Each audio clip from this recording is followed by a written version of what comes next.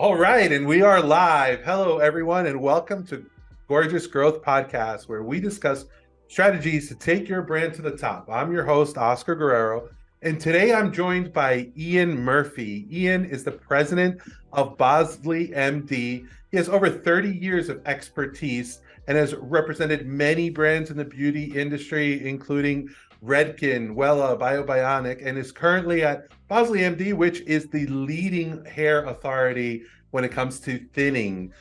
He is responsible for global strategy, brand vision, go-to-market strategy. Ian came up from the UK in 2004, moved over to the United States with L'Oreal, and has been here working in the industry since. Ian, thank you so much for joining us and welcome. Thank you, Oscar. Excited to be here. See if I can be of service and maybe throw out a couple of interesting ideas for us. All right, awesome, awesome. So, just curious, how did you get started in the industry? Oh my goodness! I was living in the UK at the time, and of course, it was probably raining like it is here in LA today, of all things. But it was pouring down like every other day. I'm like, oh man, I have to find a warmer and a drier place to live. And I came to visit some friends in California. And I was like, in the middle of February, I'm like, wow, there's palm trees and the sun's out and they're sitting in the hot tub. I'm like, what am I doing here? I should be living here. So actually, I went back to England, a city called Northampton, where I grew up. It's right in the middle of the UK, about 2,000 years old city, and started just banging out, well, I almost said email because email wasn't around then. I started banging out letters on my little electronic typewriter back then to any company that I could think of. And what really inspired me was a friend of the family owned a hair salon. And she said to me, we have this product called Redken, and I think they're based in LA. Maybe you should write to them. So I did. And I know what it was. Maybe 2 or 3 weeks later, because back then we used mail a lot, right? 2 or 3 weeks later, I got a letter in the mail. Yeah, well, nice to hear from you. Would you maybe consider a job in the UK before the US? And if that works out, then maybe we'll consider moving you to our LA headquarters. And this was prior to L'Oreal acquiring Redken, of course. And sure enough, I ended up taking the job, 15 miles down the road from where I was living in the UK. And one thing led to another, and then 18 months later, the company got bought by L'Oreal, and then I get a phone call. Well, here's your opportunity to move to the US. Are you in? I was like, sure, thinking it was all going to be beaches and palm trees, and then the message came. Well, L'Oreal has just purchased the company. We need people to go to New York. And living in Europe, all we ever knew of New York was like these cop shows and people getting shot up and everything. And I was like, okay, and that's how it started.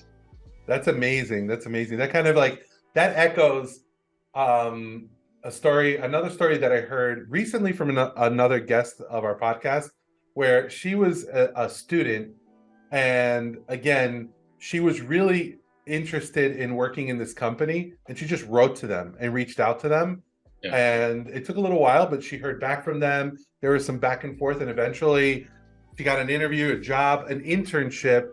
Today, she is VP of a very large department for them. So it seems almost like, whenever someone wants something, they should just go after it, right? Like, it seems like take 100%.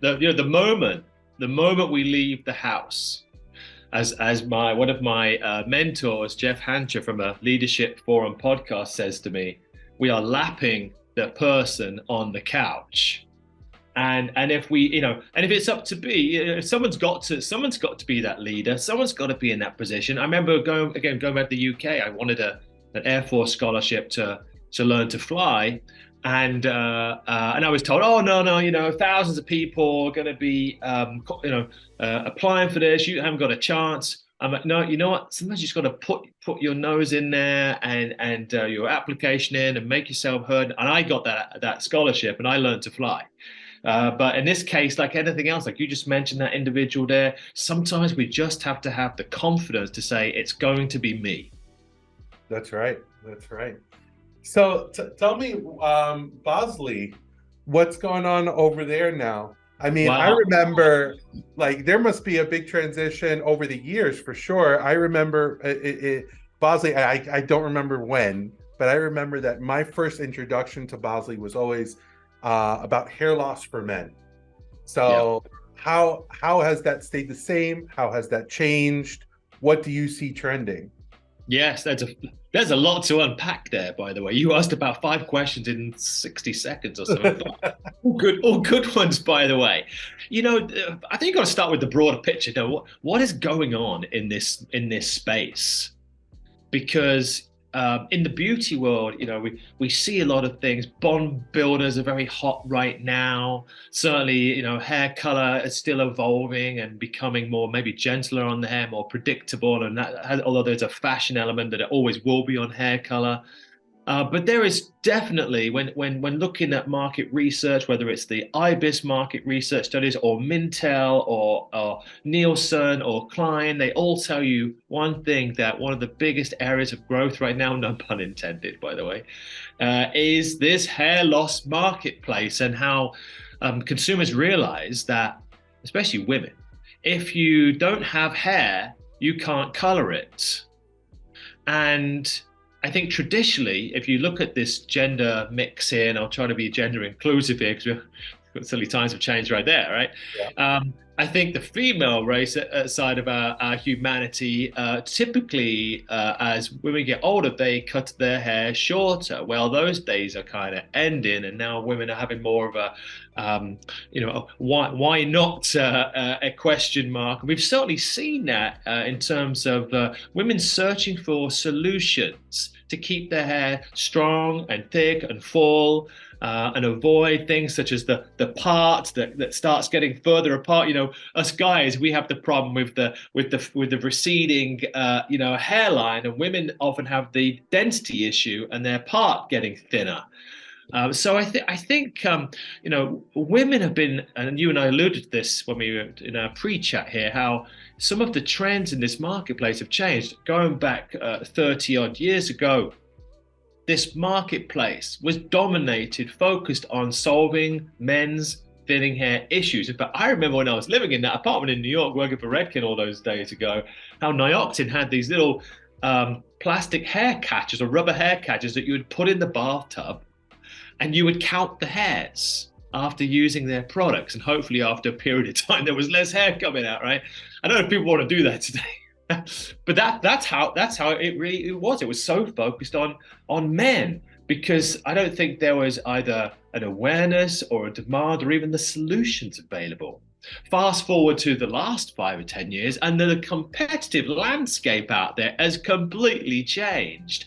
There's even spokespeople getting behind brands from pop culture, but really, a lot of the answers lie in the solution. So women now have products to stop their hair falling out so rapidly, whether that's shampoos to remove this hormone called DHT, which we thought originally was only happened to men, and basically that hormone was micronizing, prematurely forcing hair out of our scalp. But women get the problem too. This is what you referred to earlier on as alopecia, genetic related alopecia. We all remember, of course, some of these instances that have come up also in pop culture. Even remember the Oscars a year or two ago, when with the famous Will Smith moment when his wife was called out a little bit over her hair loss and so forth. But so it's definitely in the public eye. And if there's one thing that, of course, has exploded to bring these messages to the forefront,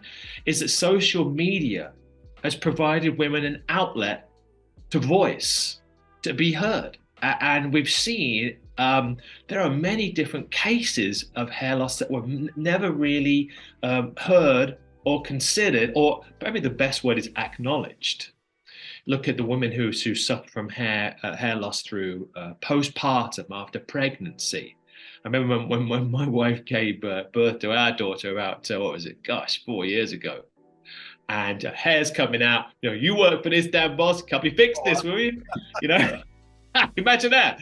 And then other things have popped up, like PCOS is another condition that women have been linked to the hair loss to that. And then what's really interesting, most recently, a lot of women have been citing that weight loss drugs and weight loss surgery has been causing significant hair loss. So this is another area that has come up, in addition to all the traditional ones like women of texture and color having traction alopecia, and we're having pulling the hair back and the hair coming out at the front.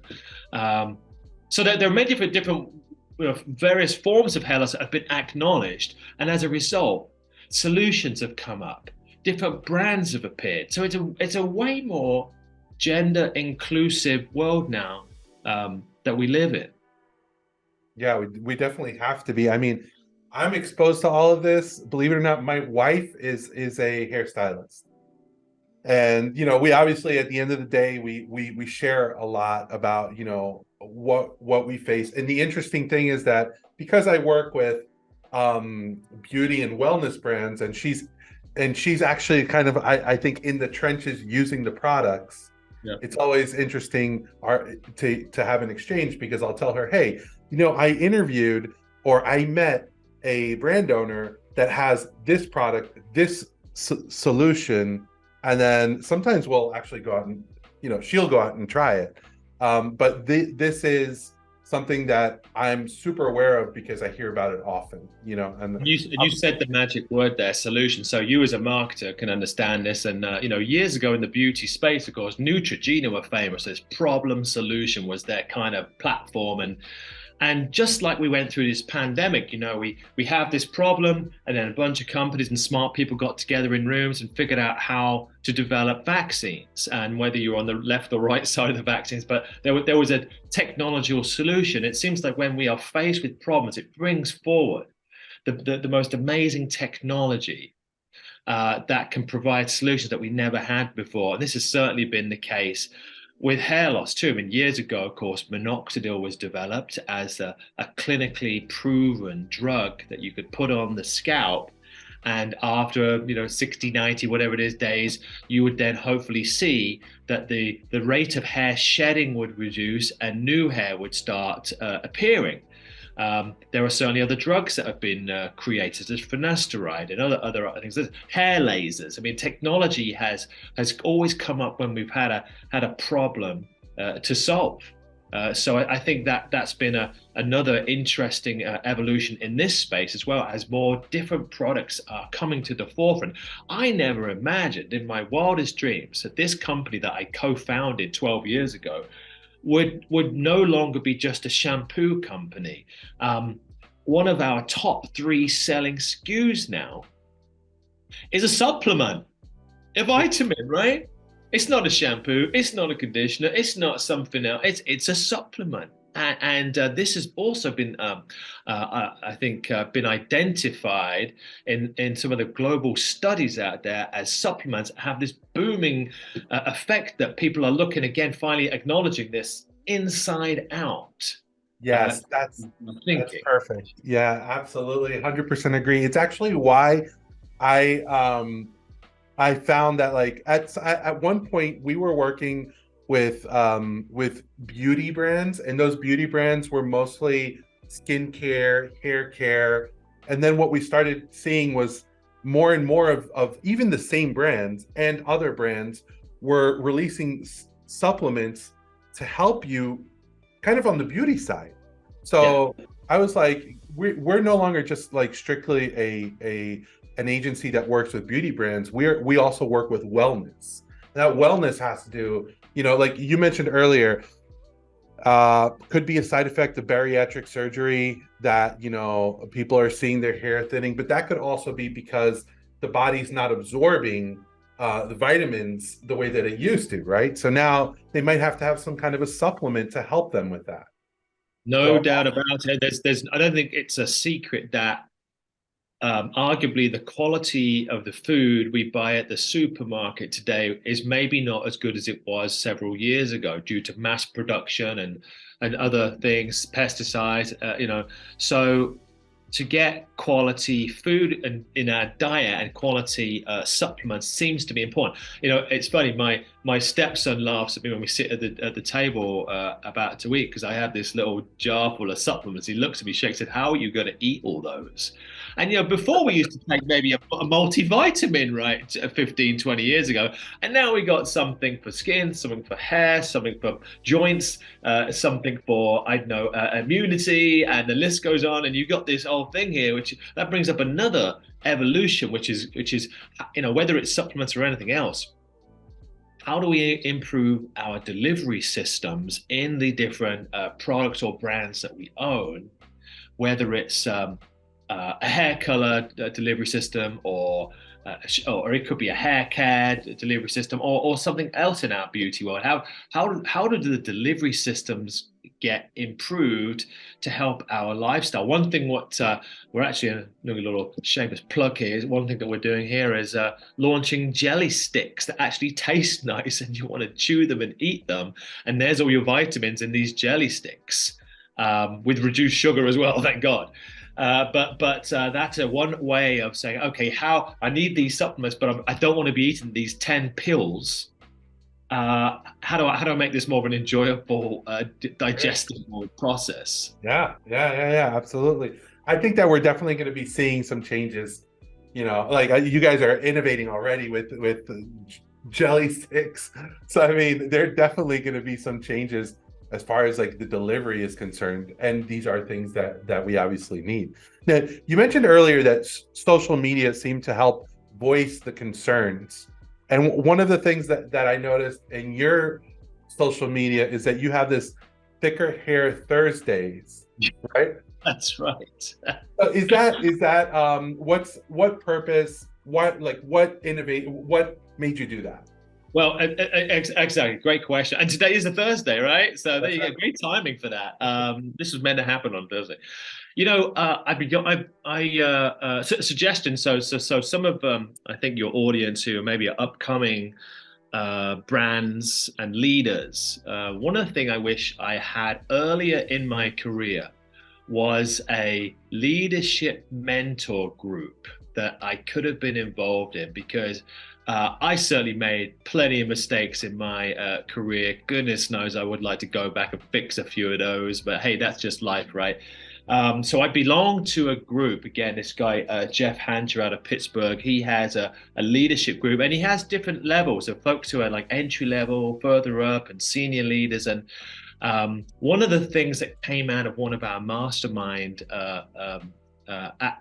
to do or action list was to create more of a presence in a social media platform of choice. And typically for business leaders, it might be LinkedIn. Because LinkedIn has, evolved fantastically the last 3 or 4 years, and especially when this was going on during COVID. So the idea, the task that he put in front of us, a group of leaders, was create your own brand on LinkedIn. Meaning, you, Oscar, how do you look on LinkedIn? So if I was to look at you and your little intro bio in your head bubble that says, "Hi, I'm Oscar. I'm a marketer who creates podcasts to create value for upcoming leaders in the beauty industry," or whatever your mantra is. So we create that positioning statement, and then create content that really is valuable to folks in the beauty industry, rather than saying, "Hey, we just had a party and high five everybody." That's great, but it's very much reduced to that group. How can posts on LinkedIn be more valuable to the community? So in my case, I was thinking, okay, well, I work for a thinning hair care brand. I'm sure men and women would like to know, whether you're leaders or not, are there ways to stop hair falling out? That's number one. And then secondly, are there business related matters around our hair care world that might be of interest? That's number two. And then also, are there some personal growth stories I can throw in that other leaders can relate to? So that was my kind of 1, 2, 3 thinking when creating a LinkedIn profile, rather than just doing it because everyone else is doing it, and rather it being, try not to make it Facebook, which is like, oh, there's a birthday today. Well, that's great, but maybe that belongs to Facebook. No due respect to people's posts, but so I think that's a great tool for folks in our industry to network. And it's very interesting. And again, this is not about ego or anything, but it's, you just don't know who's watching. That's right. And I've walked into meetings, to events, different things. People said, you know what, really appreciate what you said on that. Keep going. And so for folks who might be doubting themselves and saying, you know what, nobody's looking at me, nobody's paying attention. I only get like 20 looks, views on this, a week.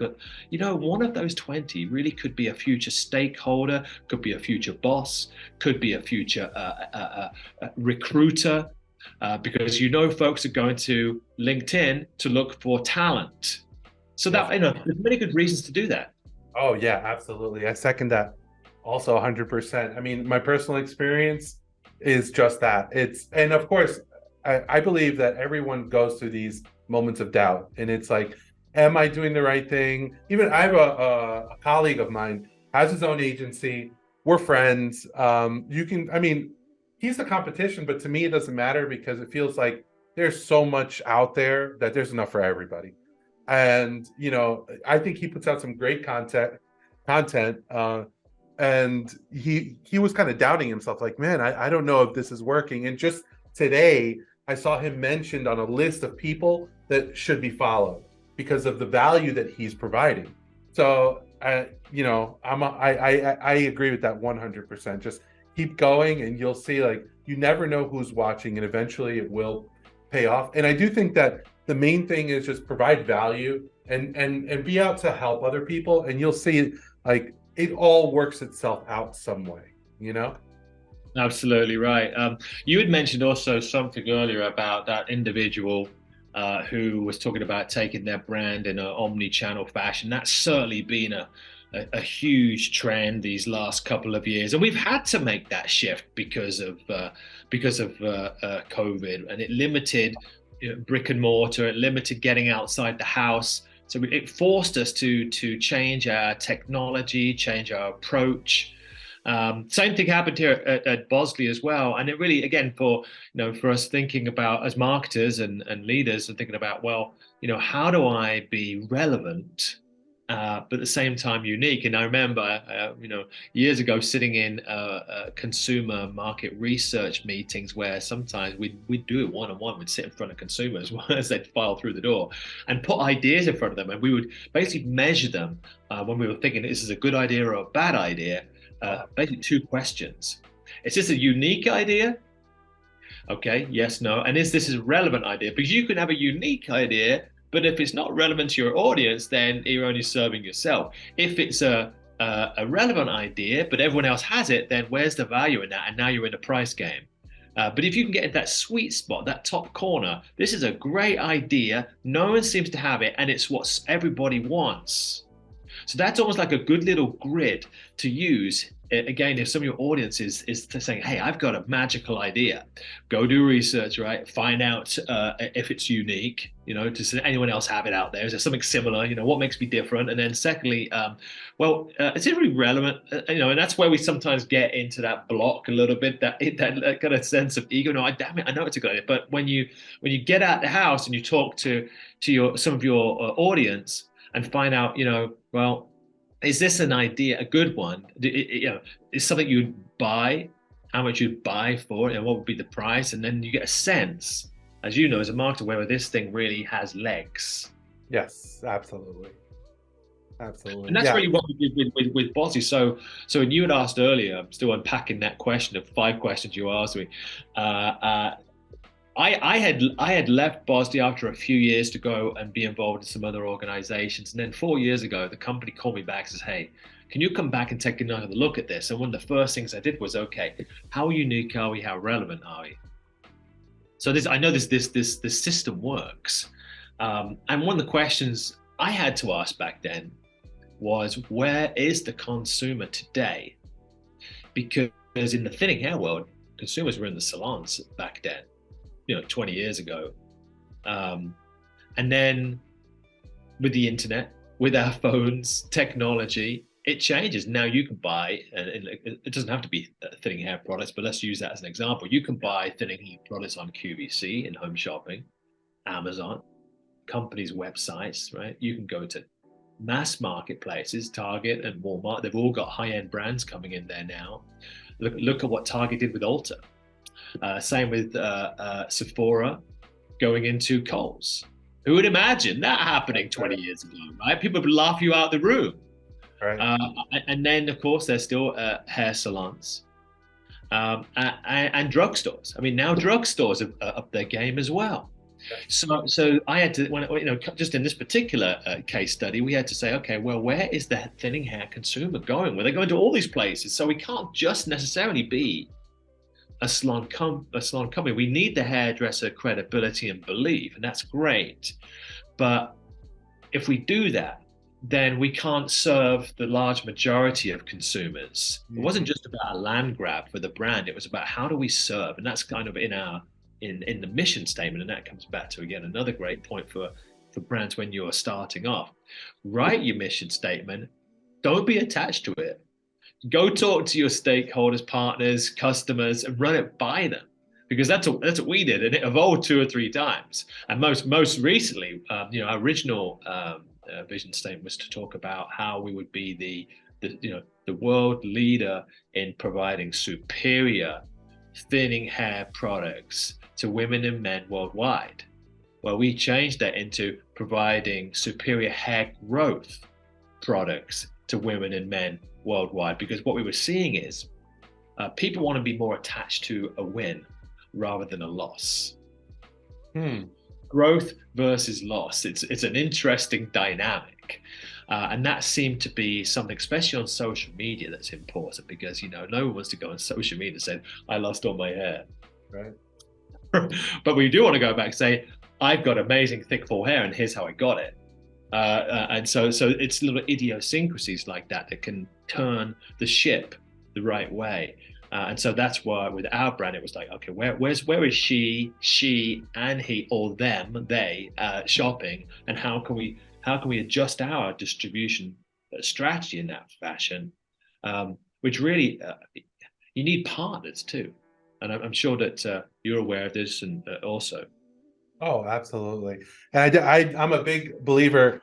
2 things that I think about a lot are, number one, I try not to allow my personal opinion of something affect whether or not it's going to work or not. And that's because this is a conversation I have with a lot of brand owners when I talk to them about implementing SMS marketing, because a lot of them say, I don't want to receive an SMS from a brand. No. And I'm like, maybe you don't, but maybe someone else does. And then I tell them, I'm like, this is something that we have to test, because you need to meet your consumer where they are. So sometimes we're working with brands, especially brands that are growing through Instagram, through TikTok. And these are all people who are very mobile, right? So all of the people who are following them, they're always following them on mobile. So then you figure, if they're on their mobile phone, wouldn't it make sense that really the place to reach them is on their mobile phone and not through email? So we've run tests over and over again, and we just show over and over again that when it's done correctly, to be able to reach out to them through SMS can be extremely effective. Of course, it's all about how you do it, but if it's done right, and if it's friendly and conversational, and it really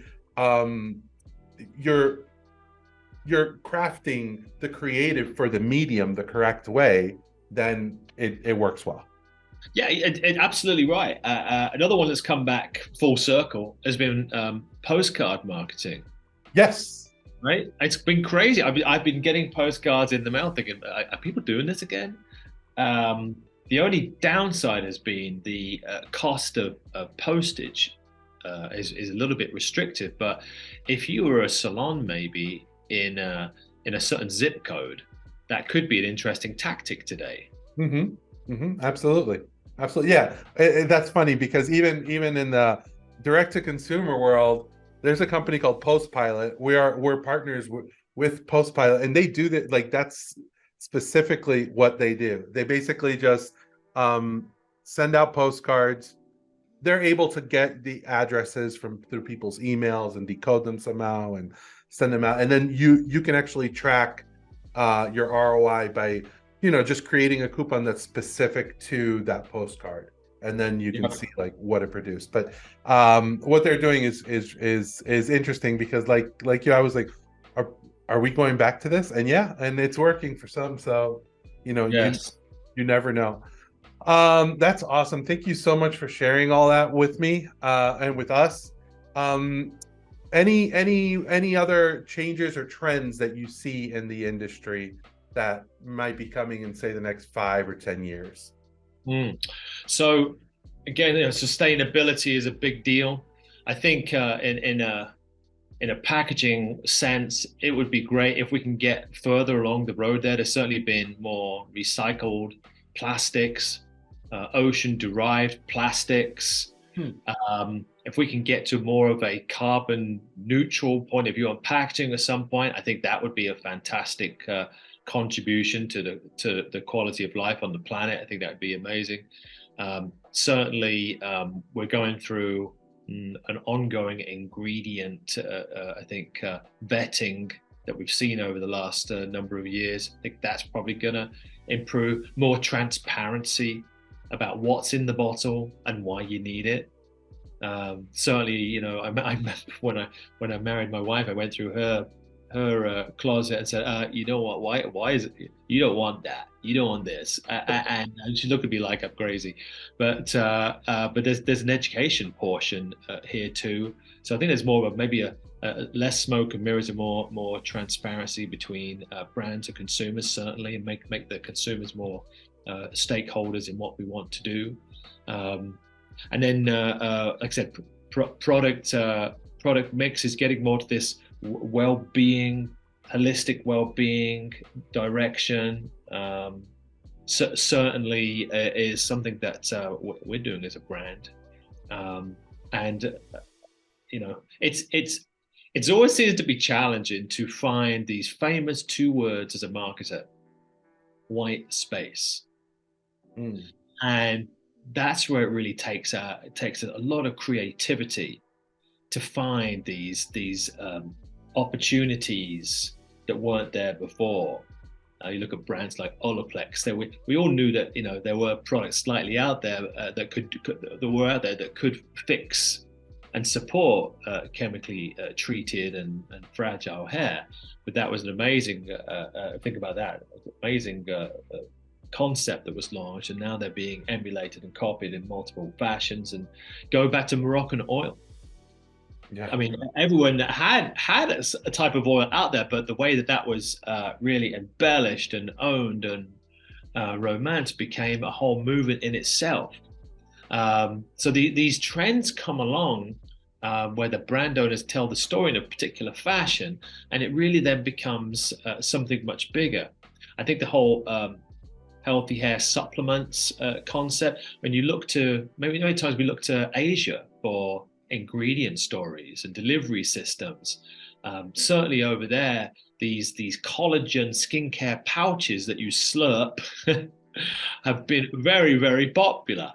I saw them, one of our team members saw them in Costco about a year ago, and they were sold out within weeks. And that's what prompted us to do the Bosley jelly sticks. So I think it's looking to maybe other countries in some case, other industries, technology.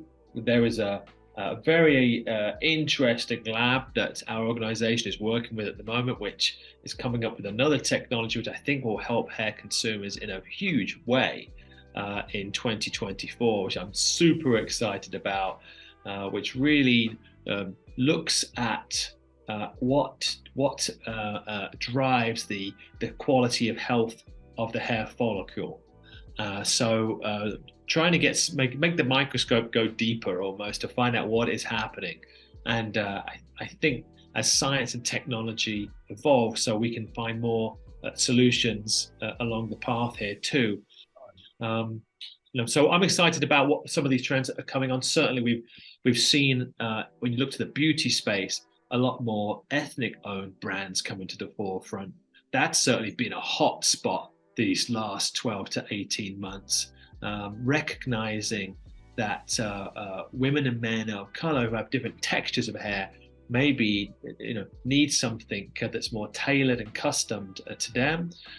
Same could be said of other consumer needs. So I think a lot of it is just making what we have better. There used to be a chemical brand out of Germany called BASF. I think their tagline was "We make the things that you use better," and it's I think that's probably a good mantra. Absolutely. Thank you so much. That's a lot, actually. That's a lot for both for innovation and change and things that are coming and things that will be changing. So, Ian, where can people find out more about you, and see what's going on in Ian Murphy's world and in his career? Yeah, LinkedIn. Look, that's the spot right there. Okay. That is definitely a way to connect with me. Happy to be of service if any up and coming leaders, brand creators want to bounce any ideas. I'm happy to squeeze 5 or 10 minutes in here and there to do a quick Zoom or whatever it be. Certainly, if you're interested in getting more hair advice, go check it out our TikTok page, where we have trichologists and doctors and hairdressers and consumers sharing their knowledge and their success stories. So that's a good place to exchange. And unless you're an Insta person, certainly there's a robust BosleyMD Insta page as well to connect with us. So yeah, look, would love to hear from some of your audience. And again, if you're in doubt, also find a good mentor. That's what I wish I'd had 25, 30 years ago. And this other group, like I said, this group, Jeff Hancher Leadership Forum, that's a great group that you can jump on a Zoom and learn a lot and find out what other leaders are doing. Great. Thanks so much. Have a great day. Thank you, Oscar. Great to meet. Really appreciate the opportunity. Bye-bye.